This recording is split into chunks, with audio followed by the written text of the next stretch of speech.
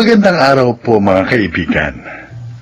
Maririnig natin ang kasaysayan ng isang babae na humarap sa napakasakit na pagsubok sa kanyang buhay bilang isang ina. Siya ay si Vivian. Maraming dahilan kung bakit pinagpapasalamat ko na ako'y naging isang babae. Pero ang pinakagusto ko sa lahat ay ang kakayahang magbuntis, manganak, at maging isang ina. Pero ang di ko alam, yun din ang dudurog sa aking puso at pagkatao.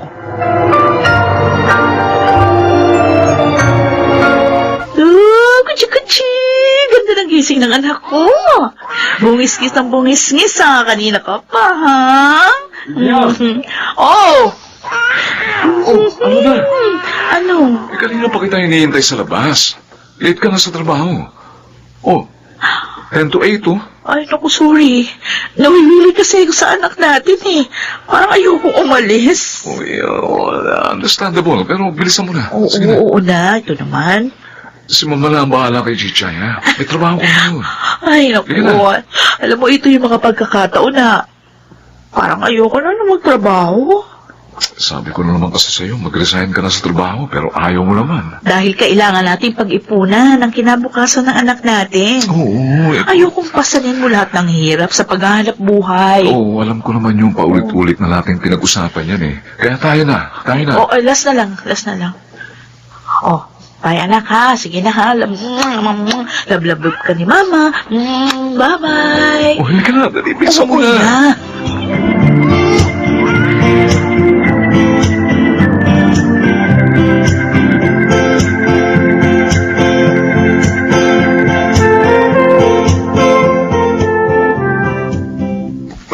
Tulog na ang apo ko Hey, huwag ka maingay. Umiyak yan ng umiyak kanina, bago nakatulog. Baka kapag nagising, umiyak na naman. Bakit? May sakit ba? Ilang araw ko na nga napapansin na parang may kakaiba sa bata. Tapos kapag humihinga, parang hirap siya. Sinabi mo na ba sa mag-asawa? Ay, oo. Sinabi ko kanina kay Gary. Ang mabuti niyan, patingnan na sa doktor para kung may problema, maagapan ka agad. Bakit? Ewan ko ba? Para kasing kinakabahan ako. Ay, sana naman walang malalang problema ang ating apo.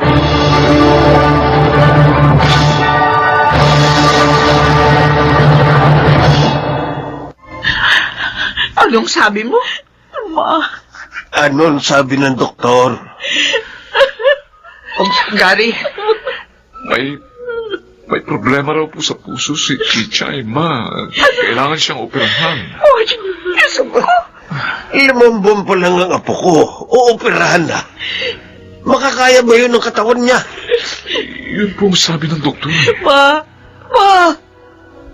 Paano kapag hindi kayanin ang anak ko operasyon? Huwag ka mag-isip ng ganyan. Wala mangyayari kay Chichay. Mas mainam na ito na sa ganon, maagapan ang kalagayan niya para din ito sa ikabubuti ng bata.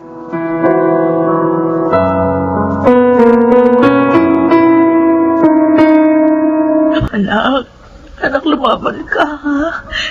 Nandito lang kaming lahat. Mahal na mahal kita. Vivian, ipapasok na siya sa operating room. Kayo na po ang bahala sa anak ko. Tayo na. Ha? Doon na tayo sa waiting area. Gary! Pumanatag ka. Sige mong pumanatag, ha? Magtiwala tayo sa kanila. Natatakot Magtiwala tayo sa Panginoon. Natatakot ako. Alam ko, pero Kawawa naman ang anak natin. Napakaliit pa niya. Tapos, mag-isa lang siya sa operating room, lalong malaban para sa kanyang buhay. hindi siya nag-iisa. Naririto tayo. Ay, Diyos ko.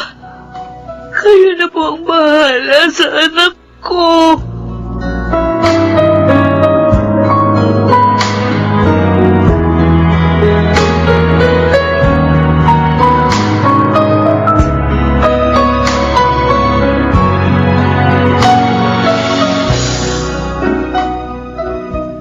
sige lang, anak. Magpahinga ka lang, ha? Pasensya ka, no? Hindi ka nasamahan ni Mama habang inooperahan ka. Pero mula ngayon, hindi na kita iiwan. Pangako ko yan sa'yo. Vivian? Jessa? Uy, kumusta ka? Kumusta na si Chichay? Okay na siya. Salamat sa pagbisita mo. Mabuti naman at okay na yung inaanak ko. Oo nga. Ilang araw ako hindi makatulog dahil sa kalagayan niya. Ay, ang hirap palang maging isang ina. Hanga talaga ako sa katatagan mo, Vivian. At least ngayon, makakahinga ka na ng maluwag. Pero kailangan pa siyang obserbahan. Maniwala lang tayo na tuloy-tuloy na yung paggaling niya. Sana nga. Dahil hindi ko kakayanin kung may mangyayari sa anak ko. Hindi ko kakayanin, Jessa.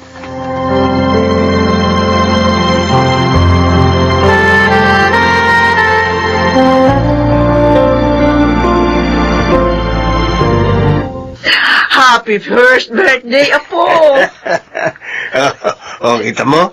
Ngumingiti kasi nakikita niya ang gwapo niyang lolo. Di ba, po? Masaya lang talaga si Chichay kasi 1-year-old na siya.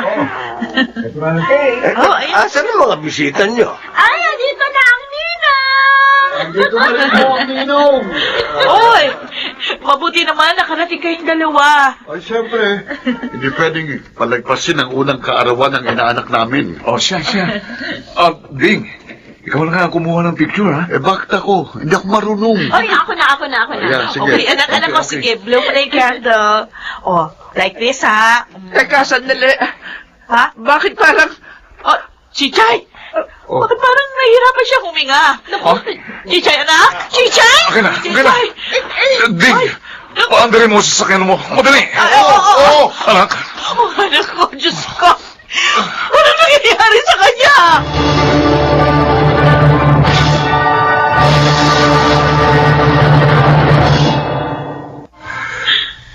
Vivian. Chichay, anak. Gumising ka.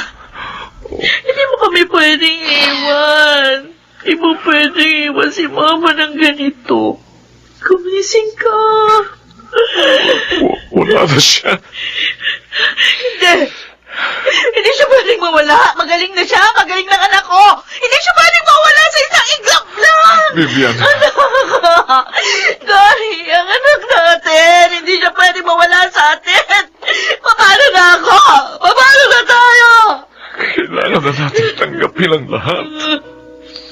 Hindi niya na kinaya. Lumapang siya sa loob ng ilang buwan. Pagod na rin siguro ang anak natin.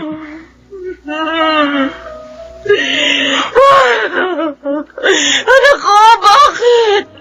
Bakit mo ako iniwan? Ang aga mo namang binawi yung biyaya mo sa amin. Bakit ang anak ko pa? Sana ako na lang. Vivian. Sana ako na lang kinuha mo. Huwag kang magsalita ng ganyan. Chichay! Chichay, anak ko!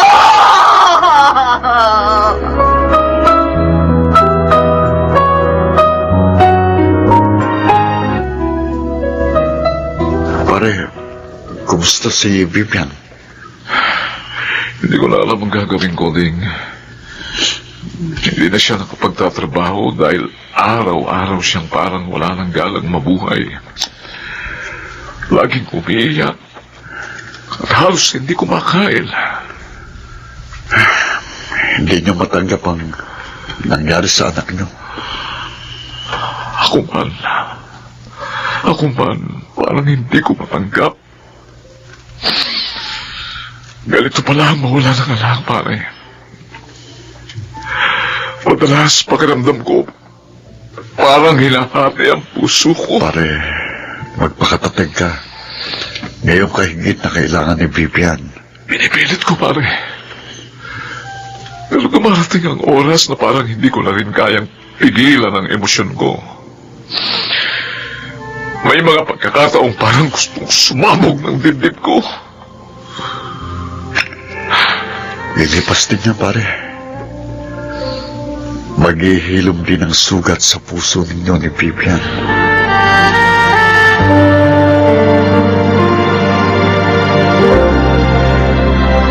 Oy, lumating ka na pala, Gary.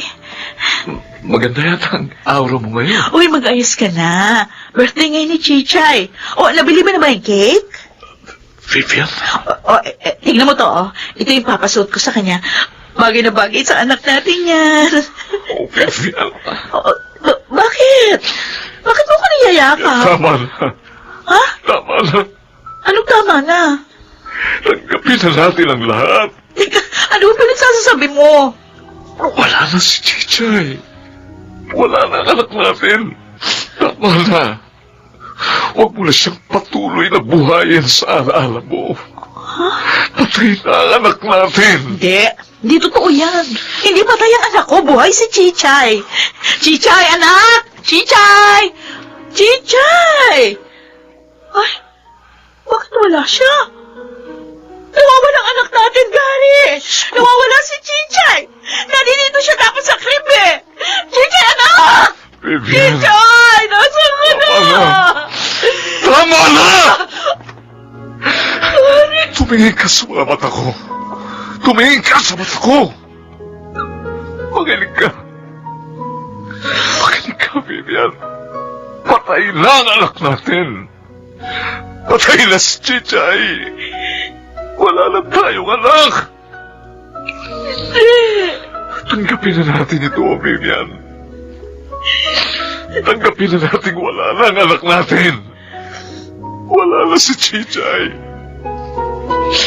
Patay na ang anak natin.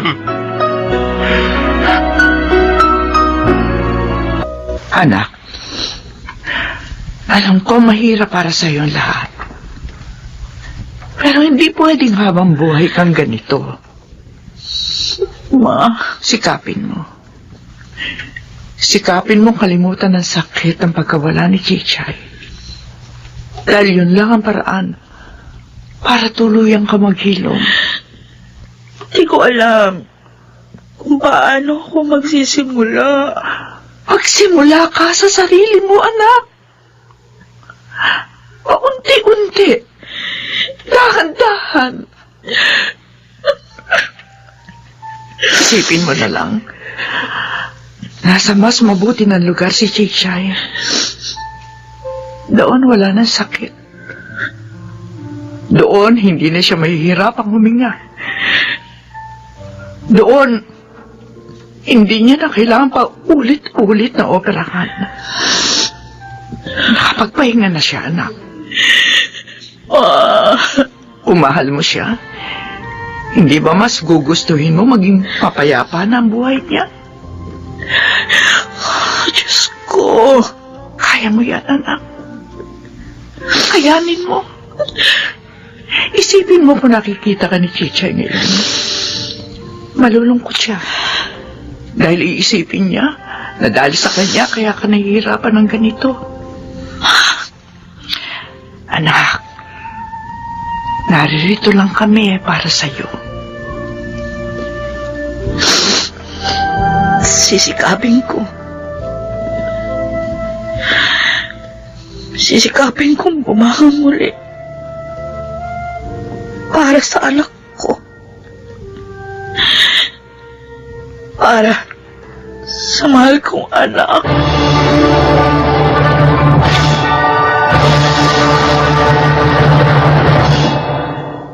Babangon, madadapa.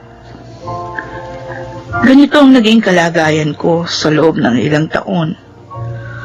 Hanggang sa isang araw, nagawa ko ng tumayo muli. Napatay man ang anak ko, pero isa pa rin akong ina.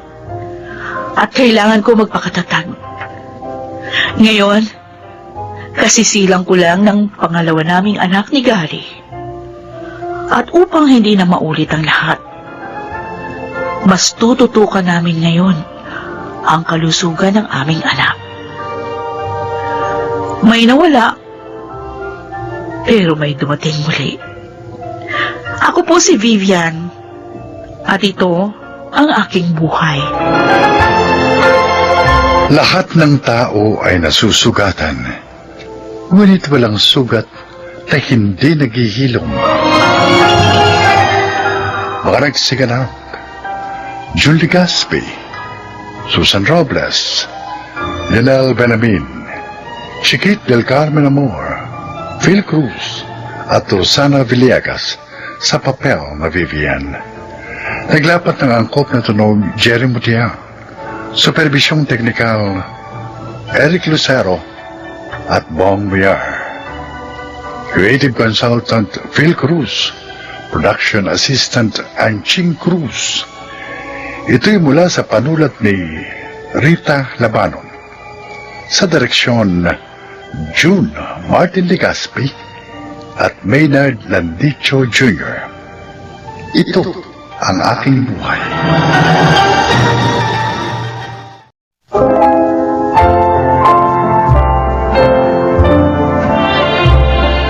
Mga kaibigan, maririnig ninyo ang kasaysayan ng isang binata na muntik nang mapalayo sa kanyang mga magulang. Siya ay si Darren. Mahirap lamang ang aming pamilya. Ngunit dahil sa tulong ng kaibigan ni Inay at Itay, nakatapos ako ng kolehiyo dito sa Maynila. Dito na rin ako nagkaroon ng maayos na trabaho. Maganda naman ang pagtitinginan namin ng aking mga magulang. Ngunit dumating ang panahong nasira yun.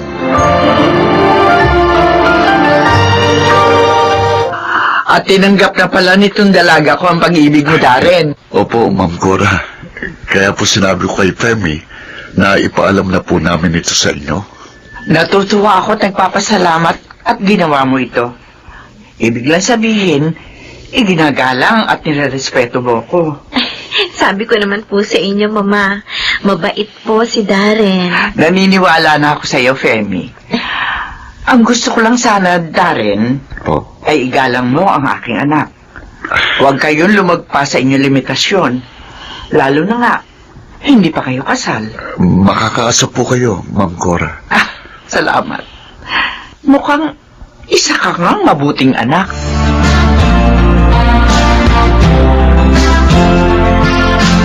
Kaya naman parang ibang sigla mo ngayon ah.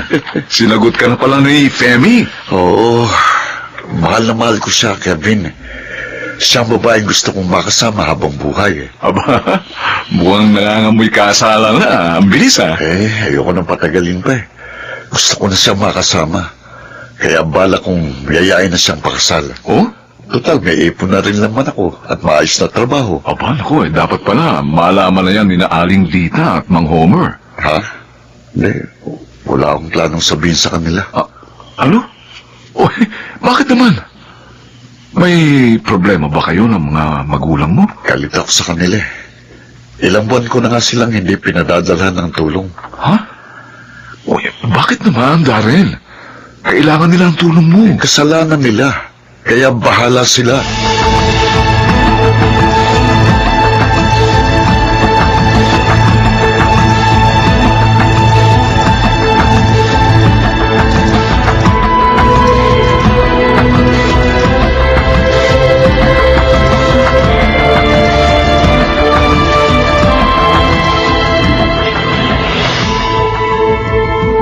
Salamat naman, Kevin, at pinasyalan mo kami. Holiday po kasi ngayon. At natapat pang weekend bukas, kaya umuyo ako. Dinalaw ko po si Inay. Kaya eto, kumasyal na rin po ako dito sa inyo. Mabuti ka pa. Naaalala mo ang mga magulang mo. Kailan ko lang ho nalaman na nagkaroon pala kayo ng alitan ni Darren, Mang Homer? Aling Lita? Ay, paano? Hindi niya matanggap ang aming panig, ang aming paliwanag. Kaya pinagsalitaan niya kami ng masakit. At hindi na siya umuwi dito. Nalungkot nga po ako sa ginawa niya pinayuhan ko po siya na mali ang ginawa niya. Matigas ang ulo Ayaw makinig. Pati nga po sina Inay at Itay. Nadismaya rin kay Darren. Sabik na nga kaming makita siya. Ay, wala naman kami magagawa. Galit siya. Ayaw niyang makipagkita sa amin. Alam niyo na ho ba na may nobya na po siya? At nagbabalak ng pakasal?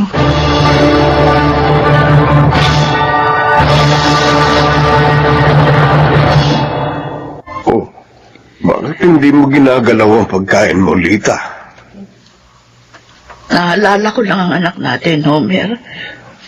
Kasi paborito niya ang ulam na ito. Huwag mo na siyang isipin. Magkakasakit ka lang kung lagi kang malulungkot at iiyak. Ay, hindi ko maiwasan. Saan ba tayo nagkulang ng pagpapalaki sa kanya? Sinikap naman natin na palakihin siya nang may kagandahang asal. Eh, bakit nagkaganon? Nadala siya ng kanyang paniniwala. Higit na naging matimbang sa kanyang puso ang paniniwalang yon kaysa sa pagmamahal niya para sa atin. Maunawaan pa kaya niya tayo? Yun ang idalangin natin sa Diyos, Lita.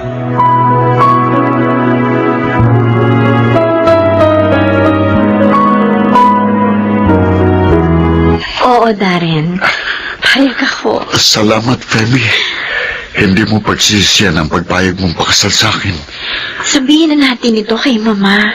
Yung talagang gagawin natin. Darren, Oh, sana ipakilala mo na rin ako sa parents mo. ha? Ayaan mo. Gagawin ko.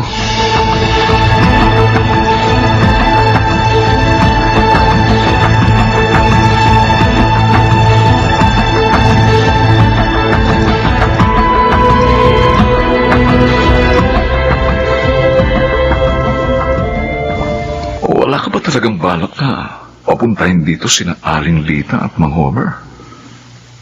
Ay, paano sila makikilala ni na Femi? Magdadahilan na lang ako para hindi na nila hanapin pa sina inay. Ayoko talaga silang ipakilala kina Femi dahil baka tulad ko, magalit din sila kina inay. Ay, bakit mo naman nasabi yan? Dahil ang alam ko, pareho lang kami ng pinaniniwalaan. Dahil lang doon, tuluyan mong itatakwil ang parents mo. Kevin, kasalanan sa Diyos ang gagawin mo. Alalahanin mo, sa kanila mo utang ang iyong buhay. Kasalanan nila kaya ako nagalit sa kanila. Ayaw nila makinig sa akin. Saradong isip nila. Pareho ka magagalit, ha? Baka naman ikaw ang saradong isip. Kevin, Kasi hinatulan mo na agad ang taong tumulong sa'yo. Ganoong wala pa namang hatol sa kanya ang batas.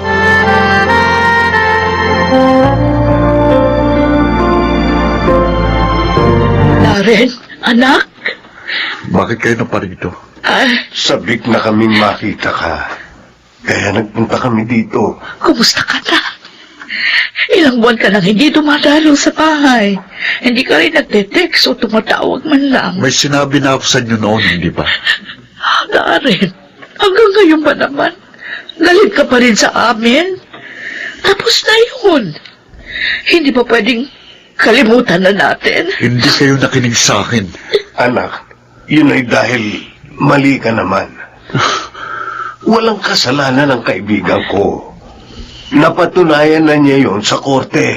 Isa pa, tayo ay may kalayaang paniwalaan kung anong ibig natin. Bakit ka nagagalit sa amin? Pero hindi naman kami nagalit sa yung pinanindigan. Kung nakinig kayo sa akin, maaaring hindi kami nabigo. Talaga bang mas mahalaga na sa'yo ang ibang tao kaysa sa amin ang mga magulang mo? Umalis na kayo. Marami pa akong gagawin. Darren! Halika na, Alita. Halika na. Umalis na tayo.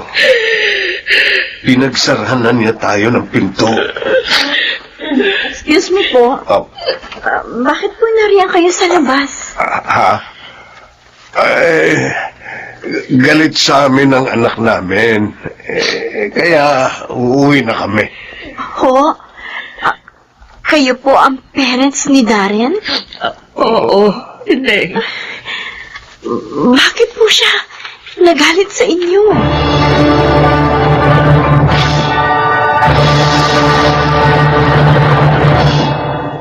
Femi, kanina pa ako dito sa inyo Pero kanina ka pa walang tibo. Sumaba pakiramdam mo? Hindi. Nalulungkot lang ako. At nadidismaya. Bakit? At kanino ka nandidismaya? Sa'yo. Sa akin? Teka, hindi kita maintindihan.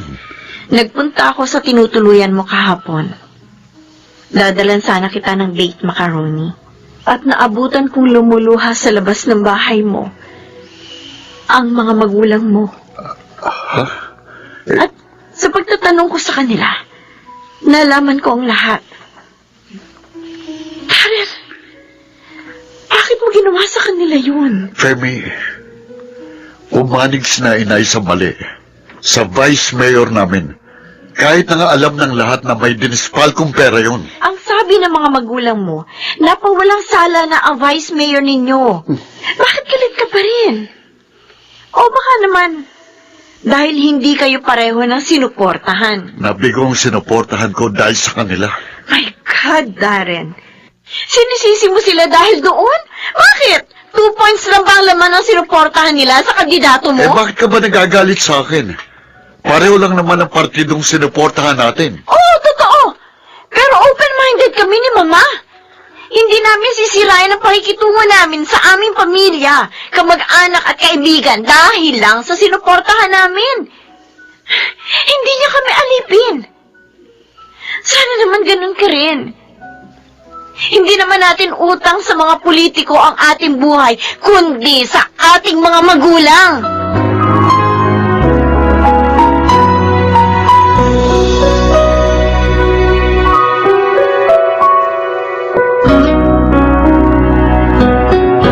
Tama mga sinabi mo sa kanya, anak.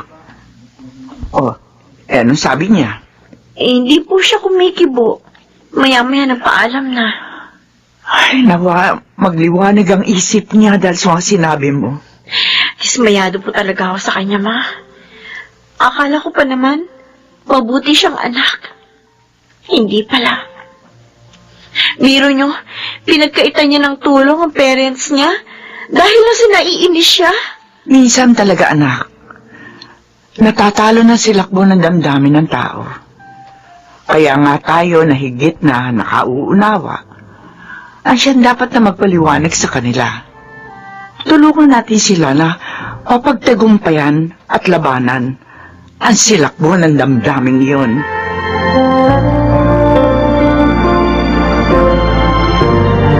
Lita, nalulungkot ka na naman. Siyempre, hindi mo naman may aalis sa akin yun, Homer.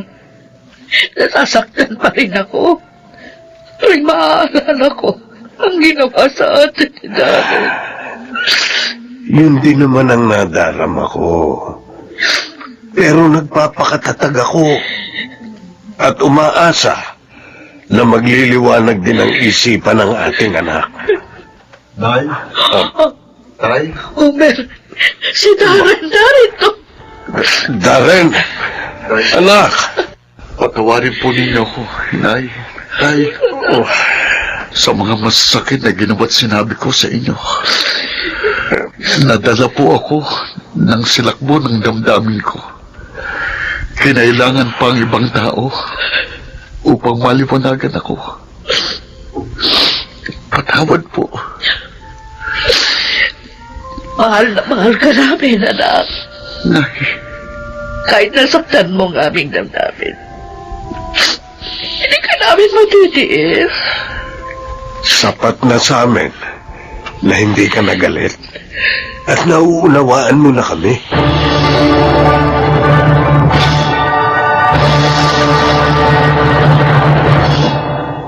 muli ako nakadama ng saya sa aking damdamin nang magkaayos kami ng aking mga magulang.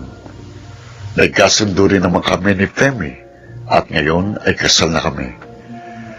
Bago ako matapos ng paglalahad, gusto ko lang tawagan ang mga nakikinig. Sana Mahalin natin ang ating pamilya, lalo ng ating mga magulang, higit sa sino pa man. Ako po si Darren, ito ang aking buhay. Kung magiging mahinahon lamang ang mga mamamayan, mababawasan ang mga kaguluhan at hindi mababahira ng kalungkutan ang nadaramang kaligayahan. Mga nagsiganap: Rosana Villegas, Lionel Benamin, Chiquit del Carmen Amor, Jun Legaspi, Susan Robles, at Phil Cruz sa papel na Darren. Naglapat ng angkop na tunog Jerry Mutia, sa musika Buboy Salonga, supervisyong teknikal Eric Lucero at Bong Villar. Creative Consultant Phil Cruz, Production Assistant Anching Cruz. Ito'y mula sa panulat ni Selma Corporal Alcantara. Sa direksyon June Martin Legaspi at Maynard Landicho Jr. Ito ang aking buhay.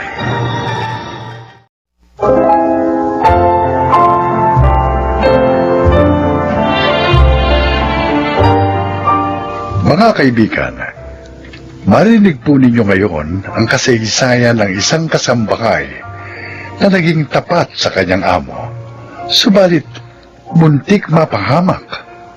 Siya ay si Daleng.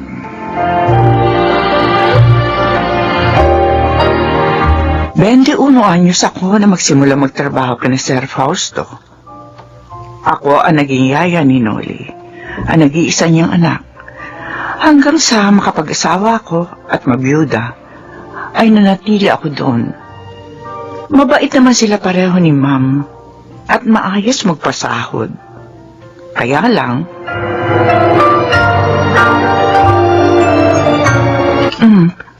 hating gabi na. Bakit hindi ka pa matulog? Naninibago po kasi ako dito kina Sir Noni, Nay. Maingay po kasi dito eh. Hindi tulad ng kina Sir Fausto. Sabagay, tama ka, anak. Hindi ko alam. Mahilig na pala makipag-inom ng sinoli. Kahit nga yung tawag niya sa akin, nagbago din eh. Oh, ano po ibig niyo sabihin ni Nay? Dati, Yaya Daling kung tawagin niya ako. Pero kanina, Daling na lang kung tawagin niya ako. Ay, nagbago nga po. 6 na taon na kasi mula nang bumukod siya sa kanyang daddy at mami. Feeling ko, Nay, mahihirapan tayo dito. Anak, 5 years old lang si Noli na maging yaya niya ako. 23 years na ako sa mga magulang niya. At dahil doon, napagtapos ko ng kolehiyo ang kuya mo. At ikaw na lang ngayon ang pinag-aaral ko. Kaya anumang hirap, matitiis ko yun. Huwag po kayo mag-alala, Nay. Pag nakatapos na ako, hindi na kayo magtatrabaho pa.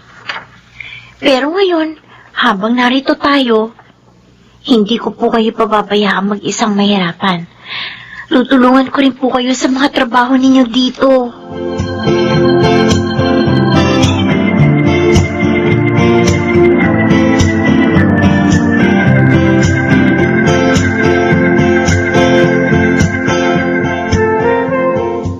Oh, kumain ka na, Noli. Luto ni Aling Daling ito. Masarap pala siya magluto. Masarap talaga siya magluto, Lulu.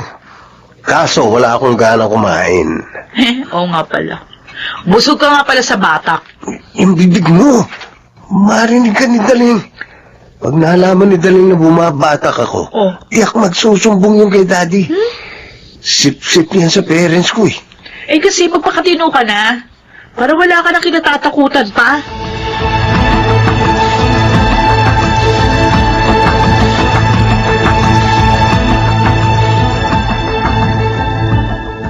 Bad trip ako dito kay Daling. Binati pa pag-uwi ko ng ating gabi. Sabi pa niya, lasing daw ako. Eh, naman ako lasing. Tumira lang kami ng tropa. Mukhang magiging problema ko nga yung babaeng yun, ha. Hindi. Kailangan makaisip ako ng paraan para mawala siya rito.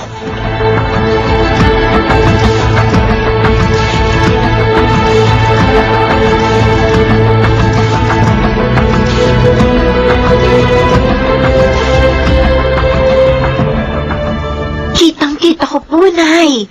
Humihitit ng drugs si Sir Noli habang nasa garden siya. Diyos ko, bata yun. Bakit siya nagkaganon? Siguro po, impluensya na rin ng barkada. Nay, alam po kaya yun ni Sir Fausto? Malamang hindi. Dahil ko alam nilang nagdadrag si Noli, hindi nila tayo ibibigay sa kanya. Nung araw kasi hiningi ako na isang pinsa ni Sir. Pero hindi niya ako binigay doon dahil nagdodroga daw yun. Kung sasabihin niyo kay Sir Fausto yung natuklasan ko, paano naman kung i-deny niya? At kayo pa ang siraan kay Sir Fausto, di kayo pa ang lalabas na masama. Hindi muna tayo magsasalita, anak. Kailangan ako ang makahuli sa kanya.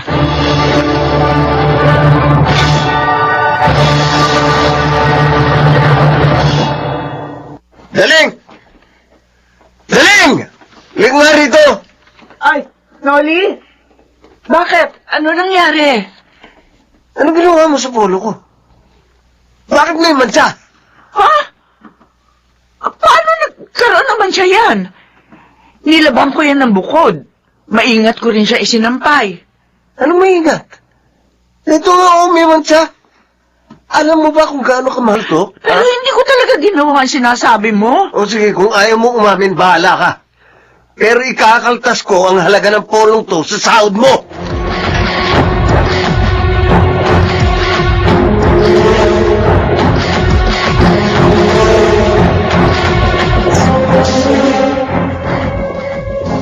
Nay, bakit kayo malungkot?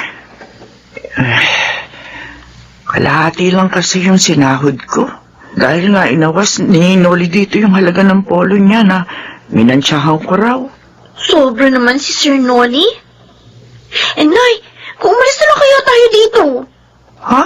Kasi halos araw-araw napapuyat kayo. Dahil kayong nag-aasikaso kapag nagiinuman si na Sir Noli. Tapos pinagbintangan pa kayo na sumira ng gamit niya.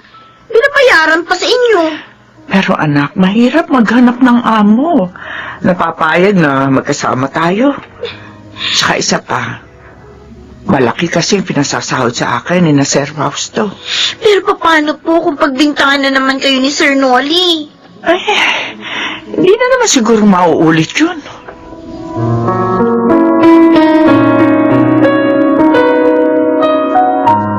Kumusta naman sa bahay ko, Daling? Nagiinuman pa ba si Noli? Ay, Juan. Opo, sir Laki ng ho talaga ng ipinagbago ni Sir Noli ngayon. Ba't mo naman nasabi yan? Minsan ho kasi narinig ko nag-aaway ho sila ni Lulu. Oh, At doon, nasabi ni Lulu na ang tama daw ni Sir. Umaasa na lamang sa inyo at hindi na ho nagtatrabaho. ang totoo. Sinabi na yan sa akin ng kaibigan ko na boss niya. Daling, Oh, ganito ha. opo. Patuloy mong subaybayan ang aking anak, ha? Ah, At sabihin mo sa akin ang lahat ng mangyayari, ha? Sir, Oh, paano kung hindi niya aminin yung mga sinabi ko? Kung baligtarin niya, sir, baka ako pa yung lumabas na masama sa paningin niyo. Dahil siyempre, anak niyo ho siya.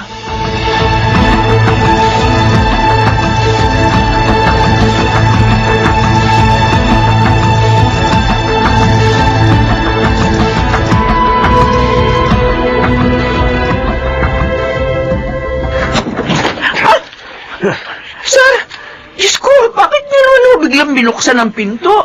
Natakot ako. Mabuti naman, hindi mo nakalimutan ang gusto ko itawag mo sa akin. Hindi yung si Daddy lang tinatawag mo, sir. Anong ginawa mo sa kwarto namin, ha? Oh, Ba't nawala ang lotion namin ni Lulu? sir, hindi ko kinukuha yun. Hindi ko ugali manguha ng hindi ho sa akin. Daling, 3 lang tayo rito. Dahil pinagbakasyon mo sa probinsya ni Josefe. Sino kukuha ng lotion namin? Hindi ako magnanakaw, sir. Mahigit 20 taon na ako naninilbihan sa inyo kahit minsan walang naibintang sa akin ganyan ng mga magulang niyo. Ang mahal nun. Sir, hindi ko nga po talaga kinuha. Alam ng Diyos yan. Umalis ka na rito. Sir Rolly, Ayaw na kitang kasama. Lumayas ka na!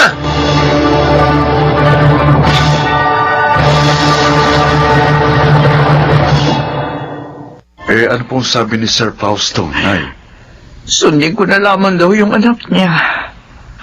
Parang ang kampi pa siya sa anak niya. Kahit mali naman si Nolly. Malamang po, inay. Siniraan kayo ni Nolly sa daddy niya. Ang ikinasasakit ng loob ko, Nestor,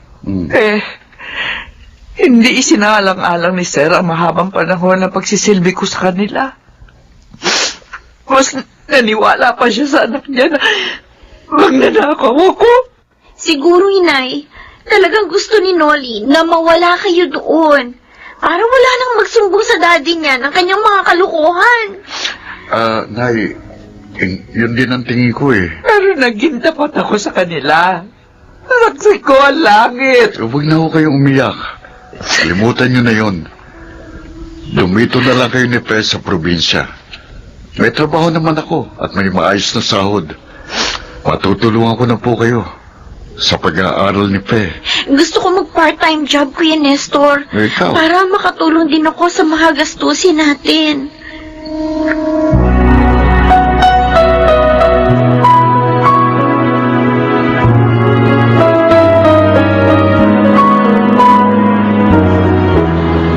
Gaga ka! Ay! Aray! Aray! Oh! Bakit ka ba nanunod? Sino may sabi sa'yo itapon mo sa buko? Ha? Sino? Sino? Aray! Wala na talagang importante sa'yo kundi ang bisyo mo! Walang iya! Buti alam mo, mas napaliligaya ako ng droga, no? Kesa sa'yo! O, di maghiwalay na tayo? Hindi na ako makakatagal na kasama ka! O, di maghiwalay! Hindi kita kailangan!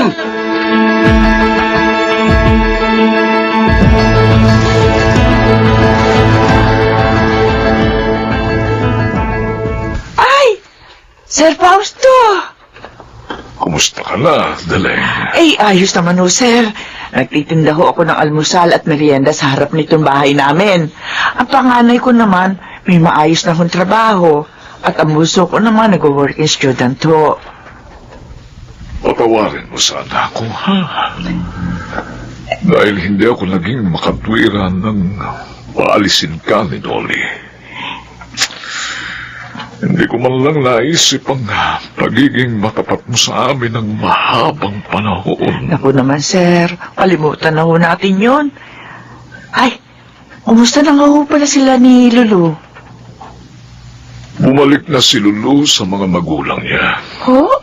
At si Nolly naman, nasa rehabilitation center. At baka makulong siya pagkatapos niyang gumaling. Diyos ko. Dahil sa kapitbahay niyang muntik na niyang mapatay. Yun ho ang naging bunga ng pagdadrugs niya. Tama ka. Daleng, Sir, wala na kaming kasama ng ma'am mo. Maaari kayang bumalik kang muli sa amin.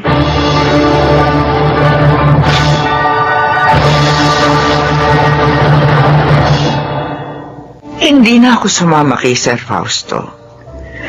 Hindi na kasi pumayag ang aking mga anak.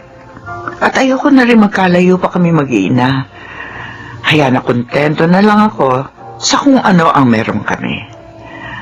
Ngayon ay tapos na sa kolehiyo ang aking bunso at mas nakaluluwag na ang aming kalagayan. Ako po si Daleng at ito ang aking buhay. Malaki ang kayamanan ng taong tapat. Hindi man sa lupa, naroon naman sa langit. Mga nagsiganap, Chiquit del Carmen Amor, Phil Cruz, Lionel Benamin, Rosana Villegas, Jun Legaspi, at Susan Robles sa papel na Daleng. Naglapat ng angkop na tunog Jerry Mutia, sa musika Buboy Salonga, supervisyong teknikal Eric Lucero at Bong Muyar. Creative Consultant Phil Cruz. Production Assistant Anching Cruz. Ito'y mula sa panulat ni Telma Corporal Alcantara. Sa direksyon, June Martin Ligaspi at Maynard Landicho Jr. Ito ang aking buhay.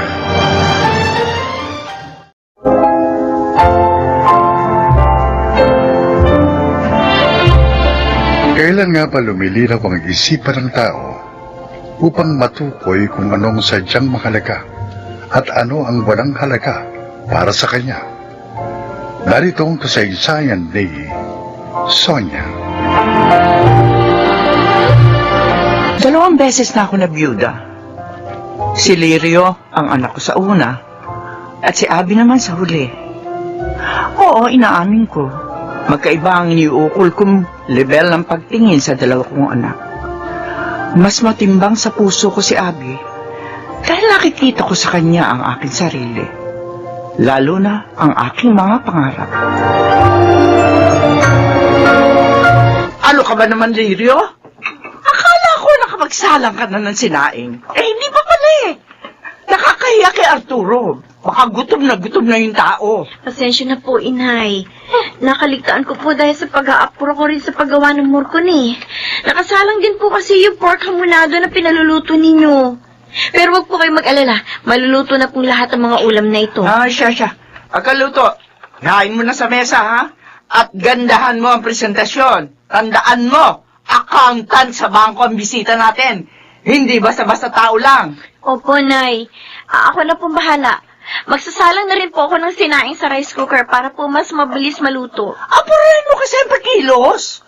Unang dalaw to ni Arturo kay Abby. Kaya kailangan maging magandang impresyon niya sa akin. Haba, ako yata ang ina ng babaeng nililigawan niya.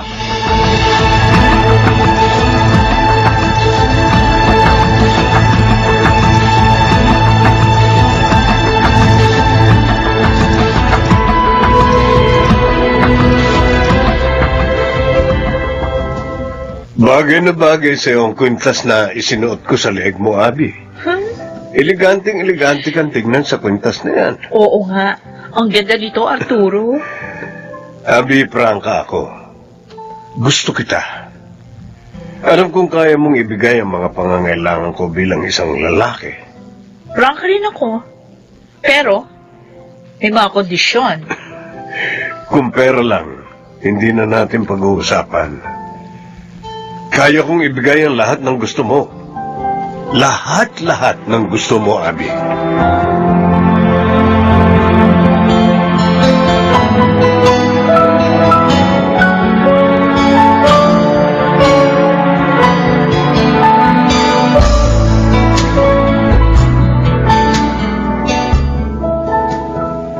Dari, tignan mo.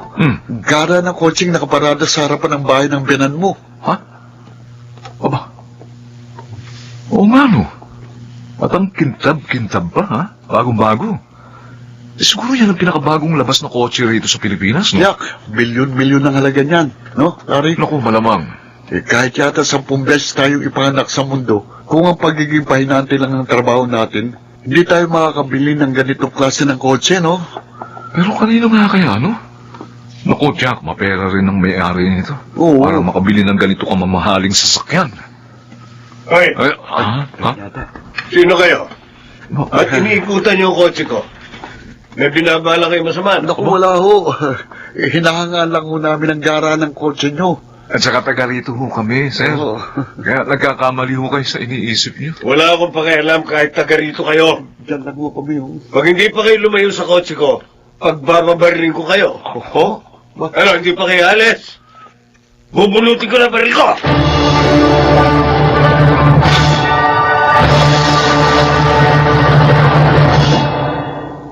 Ibig mo sabihin, yung matandang lalaking may-ari ng kotseng magana, yung nambulyaw sa amin ni Delphine, manliligaw ni Abby? Oo, accountant daw yun sa bangko, sabi ni inay. Executive daw. Kung todo nga estima ni inay nung nandito eh. Nagpaluto pa siya sa akin ng espesyal ng mga ulam. Ang tanda ng lalaki yun, ha? Tsaka, Ano kaya ang motibo niya sa panliligaw kay Abi? Ay nako, wag na wag mo sasabihin yan kay inay. Tiyak, isusumpa ka na naman niya. Yun lang naman ang palaging iniintay ng nanay mo, Lirio eh. Yung magkaroon ng pagkakataong laitin ang buong pagkatao ko. Para bang walang sariling damdamin kung pagsalitaan ako ng masasakit.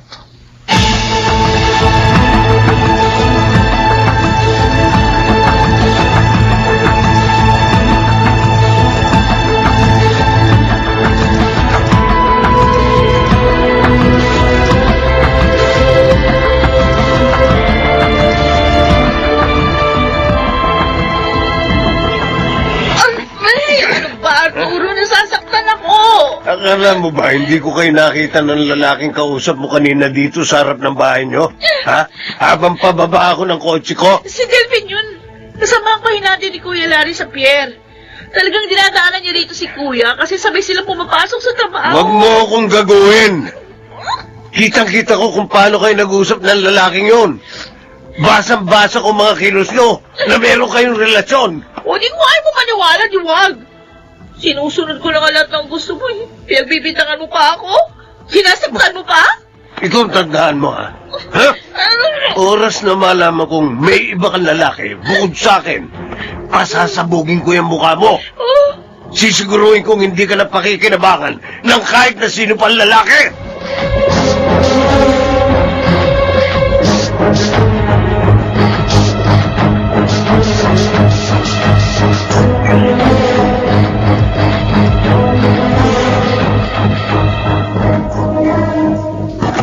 Hoy, Larry! Teka! Oh? Huwag mong galawin ang mga pagkain na yan. Hindi yan para sa iyo. Para kay Arturo lang yan. Oo, naku, nagalaw ko no eh. Akala ko kasi para sa lahat ng mga ito dahil nga ako nakahain dito sa mesa eh. Banat ka kasi na banat. Hindi ka muna nagtatanong. Hindi ko mo nakahain sa mesa. Pwede mo na lamang basta sandukin at kainin. Naku, pasensya na unay. Siyensya. Gutom na gutom lang ho kasi ko. Hindi ho kasi ko nakapagmerienda kanina sa trabaho eh. Matumalo kasi ang labas kanina sa pier, kaya wala rin akong kinita. Hoy, ano ba bago sa isang kain? At isang tukang katulad mong pahinante sa pier? Magtataka pa ako kung lagi kang busog na uuwi rito. Pasensya na ho talaga na eh. Hindi na ho mauulit. May dapat lang lumugar ka sa dapat mong kalagyan. Lalo na, wala ka naman silbi rito sa bahay ko. Abunado pa nga ako sa pagpapatira sa inyo. Kung hindi ka nga lang asawa ng anak ko, matagal na kitang gustong itaboy.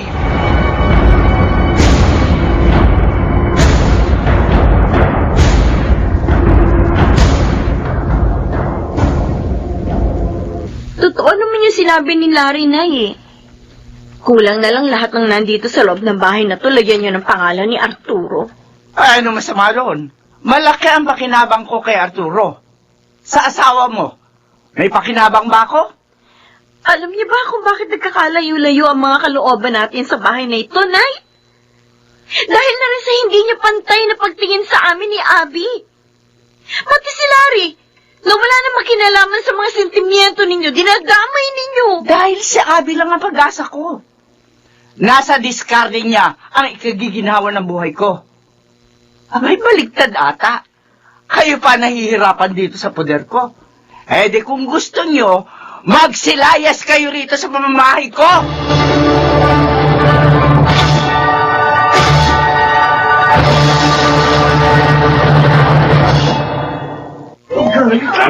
Larry, hindi ba si Abby yung kinakaladkad na yun ng matandang lalaki sa harap ng hotel na yun? Oo nga. Si Arturo yun. At sinasaktan niya si Abby. Oo. Tulungan natin si Abby. Sige, sundo ko. Hoy! Kayo na naman! Naghahanap talaga kayo ng sakit ng katawan. Kuya Larry, nagpinta na nga niyo ako. Makatayin ako ng tao ito. Pala kung ayaw mong bitiwan si Abby. Ha, balikan! Larry, ako naman. Ako naman, pare. Sige, sige! Alam mo, tanda. Sa lahat ng ayoko, yung nakakakita ko ng babaeng sinasaktan ng... Sige, kulang ka! Sige! Sige!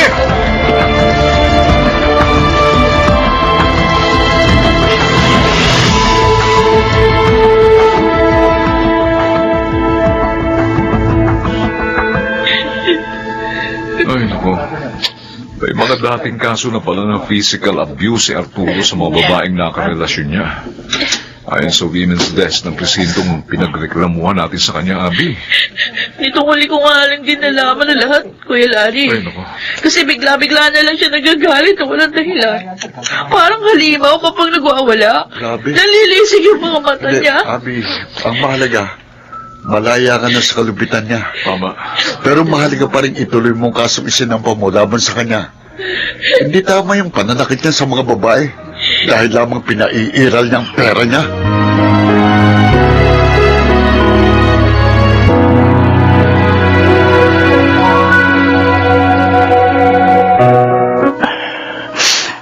Umaasam lang naman ako na isang maginhawang buhay. Pero bakit palagi akong bigo?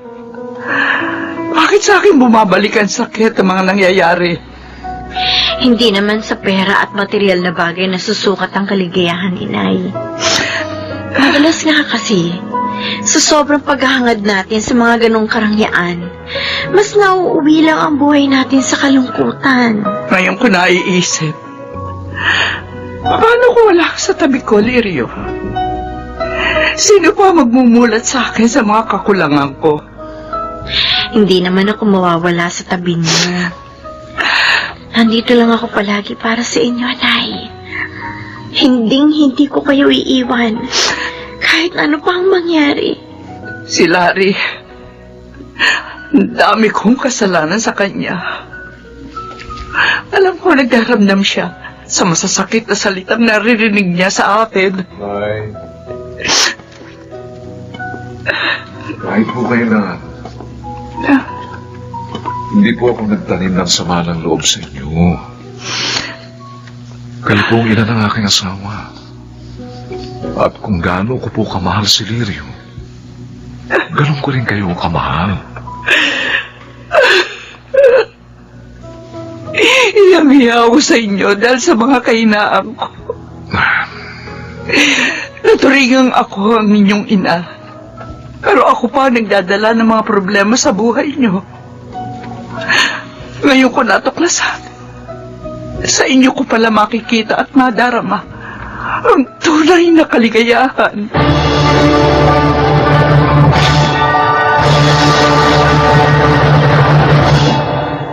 Siguro nga, ay masyado kong minamadali ang takbo ng buhay.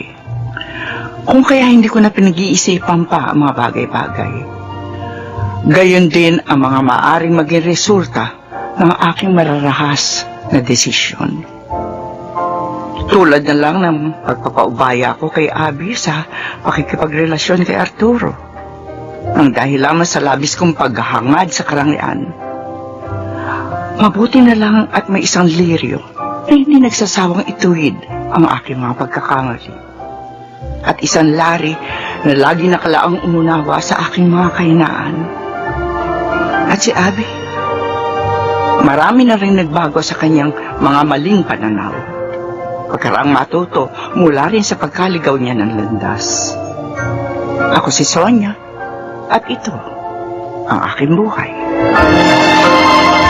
Kailanman hindi mahihigitan ng pera ang malalim na koneksyon, lalo na sa paghahanap ng tunay na kaligayahan sa mundong ibabaw. Ano ang magiging halaga ng pera kung nagkakawatak-watak naman ang mga saloobin ng magkakapamilya? Mga nagsiganap, Chiquit del Carmen Amor, Rosana Villegas, Lionel Benamin, June Ligaspi, Phil Cruz, at Susan Robles sa papel na Sonia. Naglapat ng angkop na tunog Jerry Mutiang, sa musika Buboy Salonga, supervisyong teknikal Eric Lucero at Bong Muyar. Creative consultant Phil Cruz, production assistant Anching Cruz. Ito'y mula sa panulat ni Sel Barlam. Sa direksyon, June Martin Legaspi at Maynard Landicho Jr. Ito ang aking buhay.